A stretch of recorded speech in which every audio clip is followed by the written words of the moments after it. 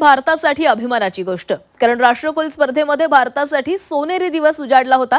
बॉक्सिंगमध्ये भारतीय खेळाडूंची चमकदार कामगिरी पाहायला मिळालेली आहे। एकाच दिवशी 7 गोल्ड आणि 3 सिल्वर मेडल पटकावण्यात आलेले आहेत। स्पर्धेमध्ये भारताने आतापर्यंत एकूण 39 मेडल जिंकलेली आहेत। गुणतालिकेमध्ये भारताची 4थ्या स्थानी झेप पाहायला मिळालेली आहे। राष्ट्रकुल स्पर्धेमध्ये शनिवारचा दिवस भारतासाठी संस्मरणीय ठरलेला आहे। बॉक्सिंगमध्ये भारतीय खेळाडूंची चमकदार कामगिरी पाहायला मिळालेली आहे। भारतीय खेळाडूंनी एकाच दिवशी बॉक्सिंगमध्ये 7 सुवर्ण आणि 3 रौप्य पदक पटकावलेली आहेत। तसंच दिवसभरामध्ये भारताने 8 सुवर्ण, 5 रौप्य आणि 3 कांस्य पदकांसह 16 पदकं पटकावलेली आहेत। तर भारतीयांच्या खात्यात एकूण 39 पदकं जमा झाली आहेत।